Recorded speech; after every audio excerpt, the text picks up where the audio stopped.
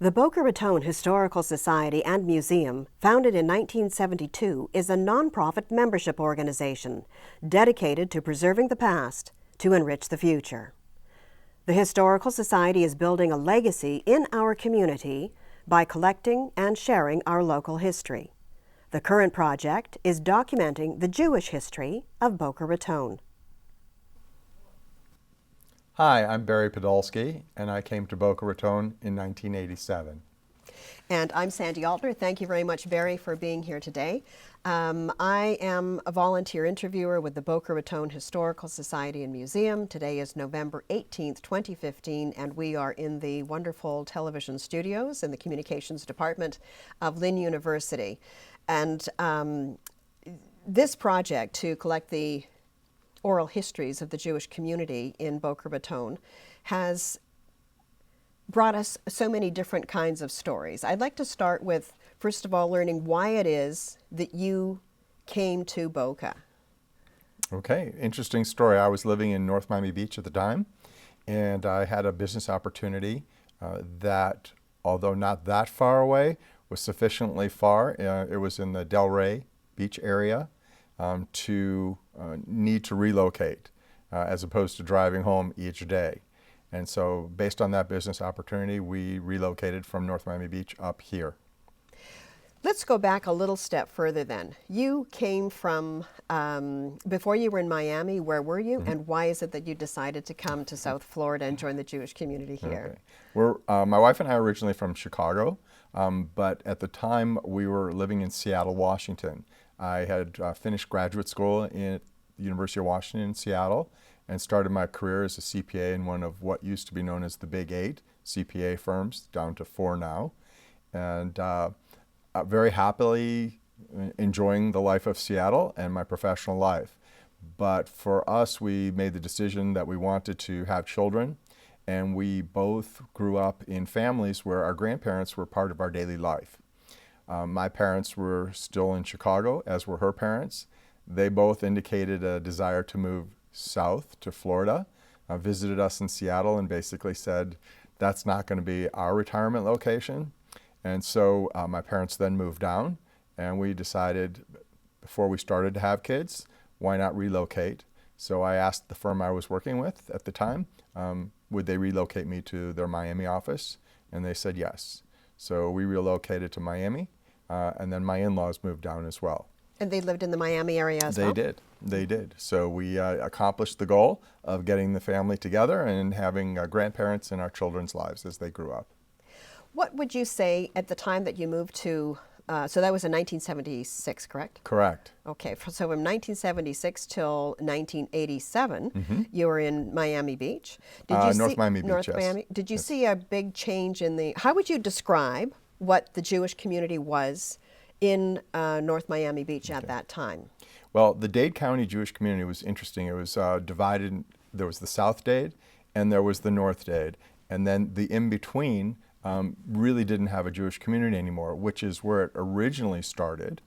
And so that changed. You had the Miami Beach Jewish community, South Dade, and North Dade, because it was interesting. The central address of the Jewish community in Dade County was the Jewish Federation. It was located right in the middle at 4200 Biscayne Boulevard, but surrounding that were no Jewish communities anymore. And South Dade became more popular for not only the Jewish community, but Latin, those moving from Cuba and South America, and Jews also moving from Cuba and South America. So you had a more Spanish influence. Ultimately, it also hit the North Miami Beach area as well. But both were younger communities. These were started maybe in the late 60s, 70s, grew rapidly in the 70s, and you saw a lot of younger people, older people more on Miami Beach at the time. So the old story of the old hotels on Miami Beach with senior citizens sitting outside waiting for life, that was more on Miami Beach. And then you saw that change as people did pass on. You had the Mariel boat lift when you had an enormous number of immigrants come in, and a major change in the Miami Beach area. And How did that affect the Miami Beach area? It dissipated the Jewish community. It basically died off, and it didn't get replaced right away. It has since been replenished, but it went through a period of, I would say, a good 10 to 15 years where it wasn't a very strong community. There was a JCC, there were still a few synagogues, but it had been more in a decline. And now, I would say certainly it's not that way. It was described to me that that was an area that had become uncomfortable for the Jews. Mm-hmm. Why so? Well, it became uncomfortable for a lot of people because crime became a problem. You did have an element of people that came over from the Mariel boat lift that were wonderful, terrific people, and then there were a number of people that Castro let out of his jails. And they were not wonderful people in Cuba, and they didn't become wonderful over here either. So crime was a problem, and this was an era when you had serious cocaine, the cocaine cowboys of Miami. So crime was pretty serious in that area, more so than maybe a couple of the other areas. Today in 2015, we have a population in Boca Raton which is fully half Jewish. Is that something that you saw trending as you were living in Miami and thinking about moving to Boca? We knew there was a Jewish community of comfort in size when we moved up in '87, but no way did we perceive or expect that it would get to be truly a dominance, which is virtually unheard of in any serious-sized community anywhere in the United States.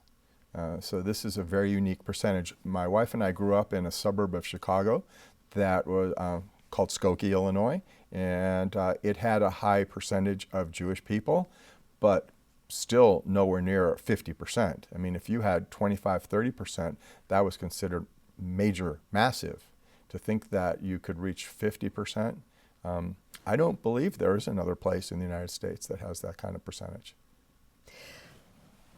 It's possible that the density is not, one of the stats I read was that, comments I read was that this is not seen anywhere outside of Israel. Yes. There was a time when I think in the 60s, late 60s, North Miami Beach, Aventura, now that area, had high rises, a lot of high rises. And I think that had, at that point, the highest density per square mile outside of Israel of Jewish people. But that has, I think, changed. It's not as high a percentage anymore. But I would say I don't know of any other place. I mean, it's possible, but I don't know of any other place. When did you see that the dominance of the Jewish population had really taken hold in Boca Raton? Was that prior to 1987 when you and Susan moved here with your family? No, I think it was after.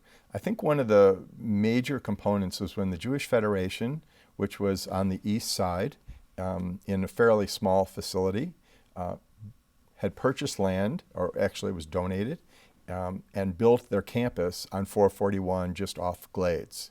And I think they started off with almost 50 acres and built almost, I think, 280,000 square feet of buildings. And it was interesting because they built these buildings and half of the buildings were built as shells. They just figured we're going to need it for growth, but that would be like over a decade. And when you look back on it, that decade probably took 3.5, 4 years for everything to be built out. And then they ultimately bought another 50 acres. So there's about a 100-acre campus there. It's the largest campus in the United States. To me, that said, there's a lot of Jewish people living here. In 1987, what did you find when you came to Boca Raton? Was there a sense of Jews being welcome here? I felt so. I definitely felt that there was the established congregation, Temple Bethel, of Boca Raton on the east side. And then there were a couple of newer synagogues that were just building their new buildings of size. And so it was a blossoming and at a quick rate. It was like someone put fertilizer down in Miracle Grow type of thing. It really took off in the late 80s, early 90s. And then, of course, with the Federation building out there, day schools, other agencies that really just blossomed. The campaign, the fundraising for the Federation really blossomed. So it was like someone had put down the seeds, and then all of a sudden that water and sun hit, and it just took off. Did you find that there were any issues that you felt your home life or was that you and Susan were touched by anti-Semitism in any way? Well, the only issue we had is when we came to look for a house, we were looking at a variety of places, and one that we considered was Royal Palm. And our real estate agent said, you wouldn't want to go there. And that was surprising. And it was basically, at that time, I don't believe that any Jewish people had been admitted to the country club. Not that you had to be a member of the club, I believe, at the time, but why would you want to necessarily choose if you had all kinds of other options available to you? But I was surprised. I didn't expect that in 1987 that existed. And I believe it was maybe 4 or 5 years later before I think the first Jewish person was actually admitted to the club.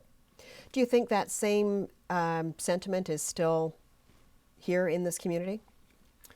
I'm sure under the surface there's a section of the community that is still in shell shock of, if you've been here in the 60s and then you saw the growth of the Jewish community, and maybe you didn't consider that a favorable thing to have happen, that you might be like, how did this happen? What did I do wrong? I don't know. But I don't think that anyone that really found it that significantly challenging would have stayed, because you could go elsewhere. You could move further up north, a few communities or something. So I don't think it's I'm sure it's not heavily pervasive right now. You're in an interesting position to be able to comment on the Jewish community, not only because you lived in Miami Beach and brought your family here and have been heavily involved in Jewish life your entire life, as has Susan, of course, your wife, but and today you are the president of Temple Beth El, Right. and that too is something that has become a full-time job for you, I understand, because of the size of the community and so on. Can you tell me a little bit about that, the community of Temple Beth El and its significance to the Jewish community at large in Palm Beach County? Sure. So Temple Beth El will be celebrating its 50th anniversary next year. So you're looking at the original Jewish institution, if you will, of South Palm Beach County. Before the Jewish Federation, really anything of any significance was Temple Beth El. And the stories, and perhaps you've heard them, about trying to just locate Jews that might be living in South County, going through a phone book and looking for Jewish names and calling up and saying, might you be interested in joining a synagogue? Oh, you're not Jewish? Thank you very much. And moving on. And that's really how the temple started, out of a church, and then ultimately building their own building. Now we're a congregation of close to 1,500 families. We have members starting from 2 months old in our infant daycare program, all the way up to our seniors that are 100 and over. So it's a very diverse age and diverse locations, because we have 2 campuses, one in the east part of Boca, one in the west part of Boca. So we cover the whole community, as well as of Delray, some in Deerfield, Boynton Beach now. And, the comfort level of most of our congregants, they don't really know the early days. We try to do, as you're trying to do here, some historical work to make sure that there is this type of documentation to understand. But it's only if you sit down with someone who's been a congregant, let's say 35 plus years, that you hear the stories about you couldn't buy traditional Jewish type foods. The joke is you couldn't buy a bagel in Boca Raton until maybe 1980, which is hard to imagine, but yet it is. Why do you think, Barry, that the Jewish community kind of congregated on Boca Raton? When you think about all the different places Jews come from, why Boca? I think the initial crowd was more retirement oriented. So you had Boca West Country Club, which was one of the early country clubs. It was built out west compared to where life was at the time. It was a very economical option for retirees from the Northeast. compared to what it is today. And it was huge. I think maybe 4,000 units have been built out there. So you have something like that, and a lot of new construction available to people wanting to retire. The kind of people retiring, though, weren't coming down in their 80s, they were coming down in their 60s. And so you saw that, and then you saw, people in Florida like to buy new.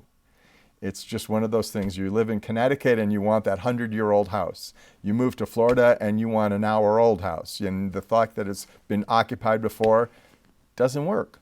So you had, even as young people needed to come down, you had people graduating my age, let's say medical school, so forth, where you can open your career.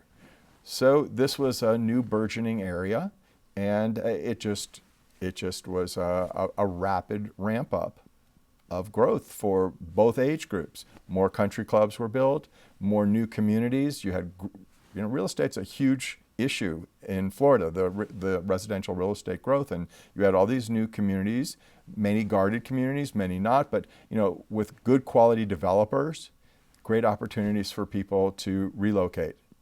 With that, then, it wasn't just then the retirees, as you No. said, Barry. All of a sudden now we're looking at another population where young families, your own Yes. young family, taking root here. Where were those seeds coming from then? When you talked about the fertilizer and so on, but where is it that it became most important that, because we're seeing a lot of New York people, for example, have come, a lot of people from Chicago and so on. What are the feeder communities that have made this? I think one of the other issues was IBM. So IBM came here, built this massive facilities, I believe like in the late 60s. That generated a need to have quality schools. Because if you're bringing down top IBM engineers, they're not going to send their kids to just any school. It's got to be good. They're not going to live in just any community. It's got to be decent. These are people making decent salaries, Jewish or non-Jewish. So it lent itself to, if IBM is here, then you're going to have other companies that want to work with IBM that are tech companies. And that helped to develop a infrastructure of business that then helped bring in the younger population. And I think that was a very serious factor. The other factor was when IBM did start to lay off and then relocate years later, most people would have assumed that all these people would have moved to another IBM opportunity. Most didn't. They back then gave a wonderful severance situation of like a couple of years pay and medical. And so most people stayed, and they were bright, capable people. So they started opening up all kinds of additional businesses, which required more people. It worked out really well, even though initially there was just going to be the shock of IBM shutting down 8,000 people going to be out of work, if you will. When was that? I'm thinking that was like in the 80s, maybe early 90s. And it just didn't, it let a lot of space come on the market because I'm in commercial real estate, and that was a challenge. But as that space filled up, it brought in new companies because it was big space. You needed to find big companies. So you had a lot of relocation to Boca Raton. It's a lovely community, why not? Owners that would come down would say, I can see myself living here. And with good transportation, because we had good highways, if your employment base couldn't necessarily live right in Boca, you could live within 5 or 8 or 10 miles and certainly comfortably find housing. Could you give me a sense, I know this isn't a Chamber of Commerce interview, but can you give me a sense of here in 2015, what kind of businesses are here? What has become the base of our economy? Well, you certainly have technology. You definitely have technology. You still have some corporate headquarters. Office Depot is here. We hope maybe it'll be for a long time, maybe not, but not everyone has a 650,000 square foot headquarter building in their town. So you do have several headquarter scenarios.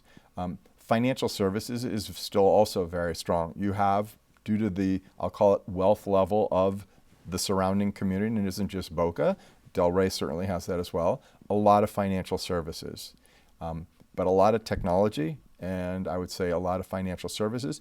Manufacturing was never huge in Boca, but there still is manufacturing. IBM at one time was manufacturing here. They had 1.5 million square foot building, I think, PCs.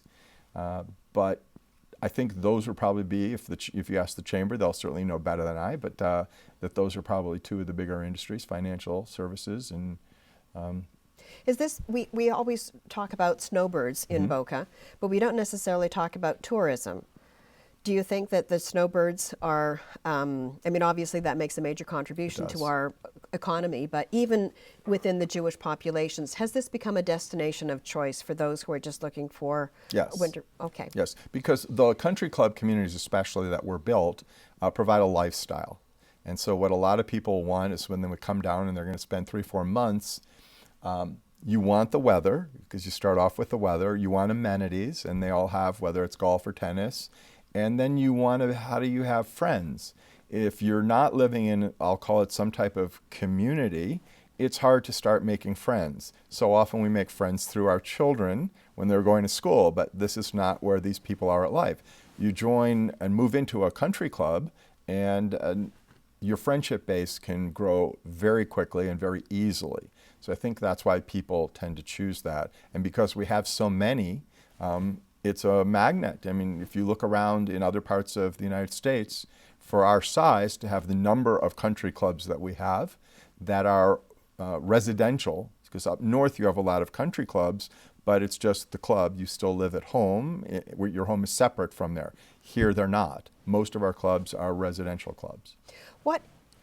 When we look today at the fact that we've got 50% of the population that's Jewish here, and we've talked about a lot of the different reasons for that, if you were to give me a list then of the primary reasons why the Jewish community has grown to become half the population of Boca Raton, what would those factors be?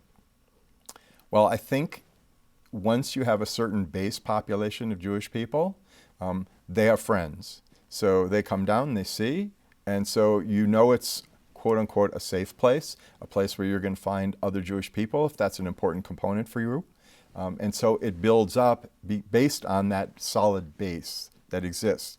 If you went to other cities, municipalities in the Tri-County area, you won't find that percentage. But once Boca did get it, it was like the Rolling Stone gathers, and I think that's what happened. The quality of Boca and its amenities, the way the city is run, are all really positive. So when you come down, you feel good. The streets are beautiful. The landscaping is beautiful. Schools are a high quality. So depending on what age, if you have younger kids, you can feel very comfortable. And if you want something different, you've got several private schools as well that have relocated. So I think all those things have helped to build one on top of the other. How has the Jewish community shaped the larger community insofar as education is concerned? Well, I think most people would look at South County as being the best public schools in the overall county. There are a few others throughout the county, but if you look at all of the ones in the Boca area, I think, if not all, are A-rated. And then you've got the private schools on top of that. So you feel a value of most Jewish people, not that you have to only be Jewish to think that this is a value, but education is considered a very high value. And so that is going to be a factor that will be insisted upon. And as the Jewish population becomes so dominant, it's going to be a requirement. It's going to be an absolute requirement. We talked a little bit about the anti-Semitism issues that seem to have evolved into being, one of our interviewees told me that she feels that this is you're free to be a Jew here now. Would you comment on that? Do you think people feel that? Is that, because we've got so many flavors of Judaism here. Yeah, I do feel that, and it only makes sense when you're 50% of the population. It's very hard to be anti-Semitic when you're going uphill. When everyone around you, I mean, the joke is if you fall down, one of your limbs is going to hit a Jew. How do you build up an anti-Semitic movement? That's a very challenging thing to do. So I don't see that as a problem on the surface, certainly. In anyone's household, one never knows. But certainly on any surface level, I don't see that as an issue. Do I think maybe in the 60s, 70s, that it was a little more so? Certainly. Do I think all of Florida, go back to the 40s? 50s even, and certainly early 60s. It was not, there were a lot of places in Florida that were not very welcoming to Jews amongst many other minority groups. Today in Boca, we have a very different situation than we did years ago as well, because there was a strong movement of people coming from New York and Chicago and so on. And now we're seeing Jews come from South America. We see people who have come here from a variety of different places. And can you give me a sense of how the community has changed ethnically, if you will, within the Jewish community? Okay. There is more diversity. I mean, I came from the Midwest. I used to think that most people from the Midwest, if they were going to go south, would be in Florida, and that would be the dominant group. When I came here, I realized that if there were 10 Jews in a room, 9 were from the Northeast. And that surprised me, but that is the way it is. So yes, there are people from the Midwest that come here, but the dominance is still the Northeast.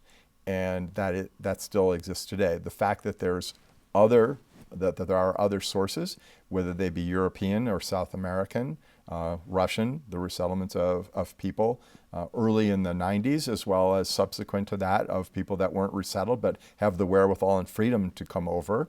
It's become a very well-known magnet location. I mean, the name Boca Raton, you see that in TV shows. I mean, you see it in other places. Then it doesn't. You wouldn't think you would for the size of its population, but when it comes to the Jewish community, it's now become well known for that. At a 50% approximate percentage in the population, clearly it would be. The impact, though, I don't think is significant yet from what I'll call the South Americans, Jewish people. They're here, but not compared to, say, Dade County and the Jewish population in South Americans, Latins in Dade County. There, it's very significant. You go to some synagogues and some schools, Jewish day schools, and I could say 50 to 75% would have either first generation or second generation South American Jews. That's not yet happened here. One of the things that's interesting too about Boca Raton is the rise of the Muslim population. And we're seeing a great many efforts by synagogues and interfaith leaders in the community to gain an understanding and so on.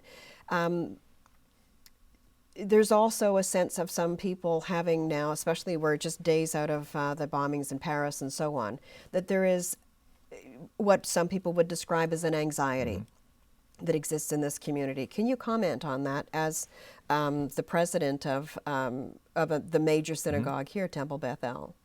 Well, I think one of most religions' tenets is tolerance and love thy neighbor. And so I think the fact that there would be a growth of the Muslim community is not at all surprising, and that there would be an attempt to certainly have not just dialogue, but some type of interfaith activities. Our synagogue's main location is right across the street of a Catholic church, and I think we're going to be celebrating 30 years of interfaith activities and services where we meet each year, and we've had a variety of activities over our lifetime together. I see that continuing to grow. Yes, we've had incredibly unfortunate circumstances around the world with terrorism.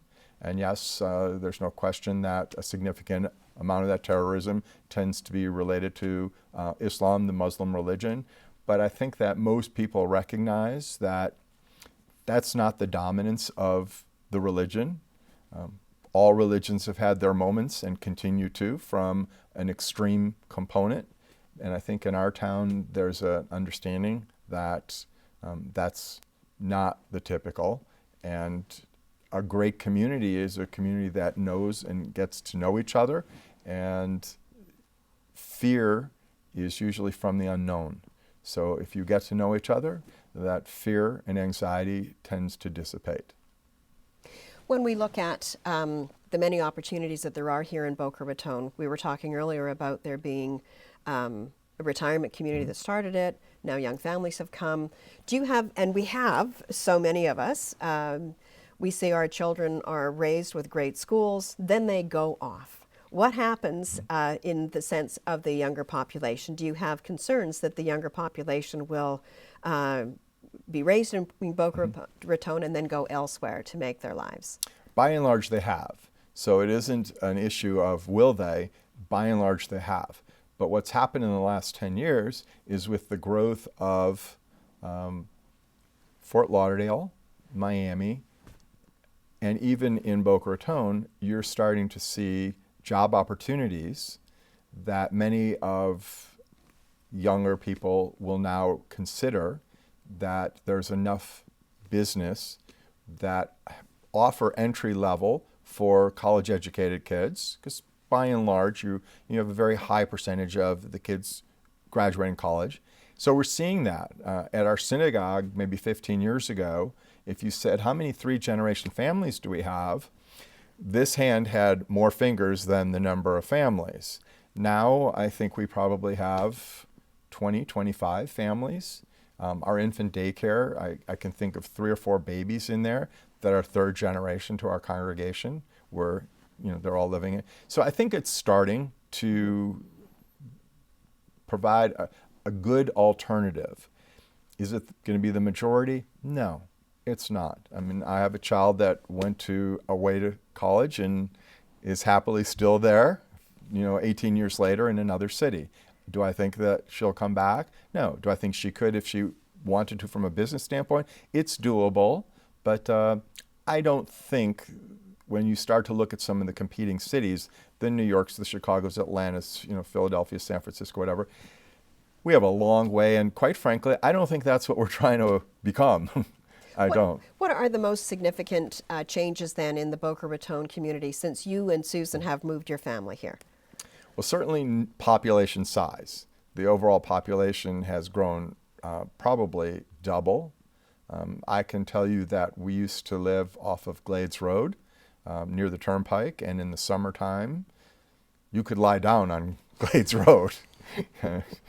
And today it's now 6-lane, and it's a very different size. So your population is very different, and that just generates a whole different feel. What's going on in downtown Boca with the growth of the downtown, the high-rise residential, I think it's going to be very interesting. It does change the nature of what I'll call the sleepy town, seaside resort. But on the other hand, a lot of what they're building is oriented to younger people. When you build a 700 square foot apartment unit, that's not so oriented to families. So that's going to be housing for a college graduate. So I look forward to seeing more of that and seeing more of that urban environment of live, work right in the same area. Right.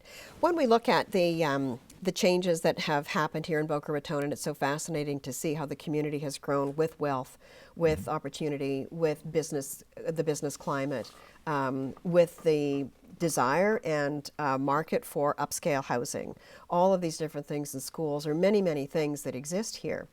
How has this growth of Boca and its density of Jewish population,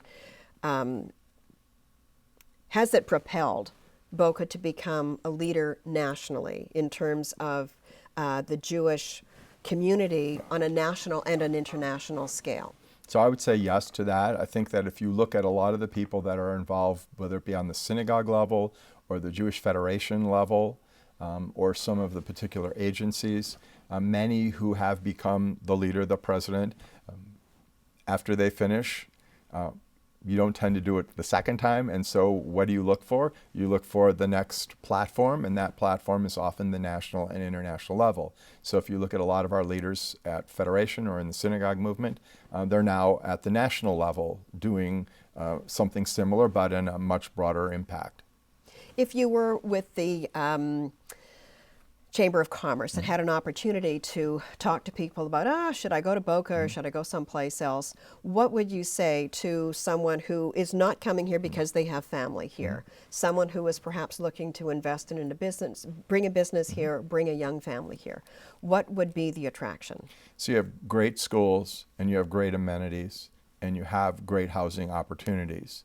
So you have the basic infrastructure, you have a progressive thinking, the quality of our open space, our parks, how we maintain things, the value that we place on maintaining things well. I mean, I always found it interesting if you were to drive State Road 7 through the 3 counties, or some of the other major roads, and you hit the Boca Raton section, and you just look at it and it's different. Our sign ordinances are different, our landscaping is different. We want a lifestyle that's what we want, not just what ended up happening. And so why are there not true auto dealerships in Boca Raton? It's not that there's anything wrong with an auto dealership, but we all know from maybe 20, 30 years ago what that kind of business tended to mean. And it was good. People made a lot of money in the business, but do you really want that as your next door neighbor? So Boca made that decision. We don't want that as our next door neighbor. So when you drive down Federal Highway, our Federal Highway is different than other federal highways. That's something that you can, when you come and drive around, say, why Boca over somewhere else? If you value those things, you're going to be very comfortable choosing Boca Raton. It's interesting, too, when you look at certain communities, that like Delray Beach has, Deerfield Beach has a community, Miami Beach, and it's not Boca Raton Beach. No. It's almost like Boca Raton has golf, shopping, tennis, theater, restaurants, all kinds of interesting things like that, but we don't have a beach here. We do, though. We just don't have the name. But, I mean, we have some wonderful beaches that get used heavily, but it's just not in our name. And it's an interesting thing you point out. Well, and it seems to me that it's not, and so much of it is private beach. And so that there's the sense that we don't want to have a burger shack at the beach. Right. Because that just wouldn't do in Boca. Right. So there is a standard that we want, and I'll tell you, I saw that from day one. But it wasn't always a standard of because of wealth. There was a standard that I felt the city wanted to set, whether it was in middle housing, or to high-end housing, whatever level of housing that we have, and we have all levels in town, that this is how we want our community maintained. The first week we moved into our house, we got a letter from the Homeowners Association, and I thought they were going to be welcoming. We moved in. And the letter was, we noticed a significant number of pine needles on your driveway. This is not acceptable. They need to be removed immediately. If you don't remove them, blah, blah, blah, blah. And I'm thinking, really? Pine needles? That's pretty amazing that any community would care enough. And when I got to know my neighbors, they said, that's just how we want to live. We don't want to have a car up on blocks next door. We don't want to have. This is how we want to live. It doesn't mean you have to live in multi-million-dollar houses. This is the standard of Boca. It's true. I mean, it's interesting to pursue how it is that we've become the personality of Boca and so on. I don't want to end this interview without having the opportunity to talk with you about the extraordinary experience that you and Susan, your wife, had in bringing people from Russia here to settle in Boca, and what an extraordinary opportunity that would have been. What do you remember most about that experience? Well, for us, we had a little different perspective because in 1980, we went over to the former Soviet Union to meet with people who were called refuseniks, people trying to get out at the time. And it was a very eye-opening experience. We went in the middle of winter to just meet with people and let them know they hadn't been forgotten. And the time was such that everything was done by the government. You couldn't go over on your own. And so they made it a little challenging on us while we were there because they knew what we were doing. So we saw what life was like for people. And fast forward another 10 years later when the gates opened up for a brief while in 89, 90, and we had the opportunity to resettle, I think in America, maybe 45,000 from the former Soviet Union, and I think Israel took much more than that, other countries as well. So when we had that opportunity, although people said Boca Raton's not the easiest place to resettle refugees. Okay? It's not like we have a great bus system in 1990, and we didn't have this major manufacturing job base and so forth. But we felt it was critical to do our share. And so we were able to, with others, galvanize a number of people in the community to make this happen and bring over, I think, about 150 people. resettle them, and give them an opportunity that is what America's about. America, if you ask any immigrant, will tell you this is the land of opportunity. Okay? They may have some easy times, some rough times, but they have opportunity. And perhaps we were able to make their transition a little easier than other immigrants, maybe than my grandparents or others. But given the opportunity, this country lets people flourish. And it was a great experience. All of these people are now, second and third, starting third generation. And it was just an amazing experience to see. The joke always was people would be getting off the airplane coming from Europe through New York, and we'd have people meeting them at the airport in West Palm, and they go, how will we know who they are? And we would always say, trust me, when 200 people get off the airplane, you're going to know the 4. And this is immigrants with nothing but what's on their body. What was it like for those people when you were, they would come from the airport and come someplace? What did you see them reacting to?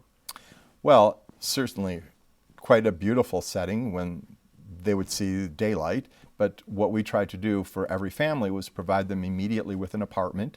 So in some cities, they just gave you money to go on your own and try to find a place and try to find a job and try to everything else. We had a very hands-on resettlement process. And so people would walk into an apartment that we would have furnished and looking nice, and immediately we generally had 5 host families for every resettled family. And so they had relationships of people that were always there, always available to take them, to get them signed up, their kids into school. English is a second language. I used to, with others, solicit doctors and dentists in the community to volunteer their services, because part of the agreement that the United States made in bringing in the 45,000 was they couldn't go on any of our social service programs. So if you needed medical care, you couldn't use Medicaid, you didn't get food stamps, you didn't get any of those kinds of things that some other immigrant populations are entitled to once they arrive. So we did spend a lot of time, and doctors just couldn't understand this whole concept, or dentists, because it never happened in their life that, will you volunteer to take on a family?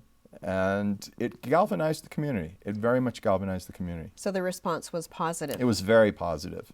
It was very positive. But, normally when you think of soliciting someone, you're asking them for funds. When you go to solicit someone to do an operation and then to go to the hospital and solicit the hospital administrator to put up his operating room and the anesthesiologist, and they're not used to that. How did that population transition here, Barry? Beautifully. Some came over, and I would say they were in their 40s, 50s with kids, and some shortly thereafter were able to bring their parents. That was a little more challenging because they were already in their 70s. And so it wasn't like they were going to go out and get jobs. Many of them weren't in great health. So it was, how do you make their lives comfortable? And that had different skill requirements.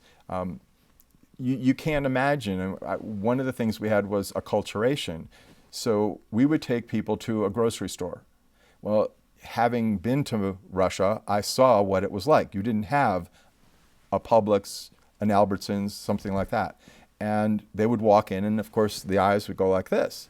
And we had a gentleman, I'll never forget, when he saw the carts, he took the cart and he started running down the aisles, just throwing things into it. And I was chasing after him and I was trying to say, what are you doing? Well, he didn't realize that this was going to be here tomorrow. He thought this was his one shot in life, that this was a special store. It had all the food, and this was the day of the year that he had that opportunity. Imagine the kind of change they had to go through if that's your starting point. Did those families stay here in Boca? I would say 90% have.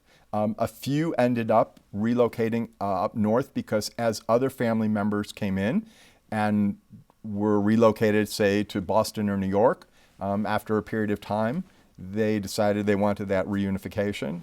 And sometimes it was going north. Sometimes it was people coming south. But we have families, I can think of one family, the gentleman came over who was a dentist, and now his son he came over at 2, and now his son is a dentist in his office, and, working together. I mean, just so many stories like that. There was also an impact on their ability to live their lives as Jews. What can you tell me about that? Well, all the synagogues, of course, opened their doors to any of those resettled. And because we were so involved in it and because we were members of Bethel, probably more ended up coming to Bethel. Not that the other synagogues weren't incredibly warm and welcoming. And so, congregants didn't necessarily know what was going on. You got some press here and there, but it wasn't like front page, Sun Sentinel, day in and day out. And so it was always trying to take people around to introduce, and slowly but surely the congregation was able to understand and know what was going on, and of course then started to embrace the family. So it was a very good experience. All of the kids had an opportunity to go through religious training. They all chose to. And if they were in their 60s and up, they had memories of when they were little living a Jewish life. If they were under 60, they were probably raised at a time when Russia didn't allow that kind of freedom. And so some of them really had very vague memories, and most of their kids had minimal memories. But you could tell there was a certain longing for it, and then to have that freedom. Certainly their kids were some of the more attentive kids in class and didn't miss. They were very appreciative of that opportunity. When you look at all of the accomplishments of the Jewish community and the various Jewish organizations, of what are you most proud? Well, that certainly was an excellent program for a period of time, but when you see the safety net services that are provided by many Jewish organizations, Jewish Family Service, Jewish Association for Residential Care, we have a couple of low-income housing, HUD housing buildings on our campus. Now we're opening Sinai residences, continuing care retirement community. These are really wonderful projects. They're really wonderful projects. And then within the synagogue base, the social action programs that each of the synagogues take, often in conjunction with other organizations, and the fundings that are provided for people of all faiths. When you're working on Habitat for Humanity, we have a relationship with our synagogue and a particular area of Boca, providing holiday gifts and providing holiday meals. Thanksgiving, the JCC has, 600-700 people that come for Thanksgiving dinner, Christmas, Easter dinner. So there's a lot of interaction with those who have less capacity. And these organizations and the Jewish organizations really try to make sure that the whole community benefits and is raised up. One last question for you then, Barry. What is it that your hope is for the Jewish community as we go forward? The challenge that you see in Jewish communities over the last 150 years is they start, they grow, they peak, and often then they decline. And then people say, oh, that used to be a very big Jewish community, the used to be's. What caused it to? And some of it is not being prepared to plan as people age. How do you bring in the next generation to make sure that this is a warm, welcoming place for the next generation? I think our community is really trying to work hard on that long-range plan so that as, certainly the average age in Boca del Rey and certainly in the Jewish population is probably in close to 60.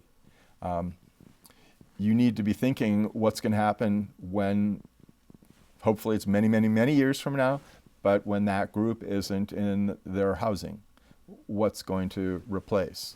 And not that it has to be Jewish, but I think it's important to think that if you've built up all these quality institutions, how are you going to maintain them, not just for this generation, but for generations to come? And we are spending a lot of time thinking that kind of long term. Okay, it wasn't the very last question. What's the very best thing that the Jewish community has done for itself here? I think the organization of the whole community under the umbrella of the Jewish Federation there's a lot of interaction. There aren't the silos. So I think that I call it an organized Jewish community as opposed to just a Jewish community. I would say that probably, to me, is one of the great benefits. We have a high density in a small space. That's high density. So you can interact without having to say, I need to drive an hour and a half. So we have that physical benefit, and I think we take advantage of it so that we have a central address through the Jewish Federation and its relationship to all of the synagogues, to all of the agencies, Jewish and non-Jewish. So I think that, to me, is probably number one. Thank you very much. It's a real pleasure to have you come and participate in this program. And on behalf of the Boca Raton Historical Society, thank you. My pleasure. Good to see you. You too.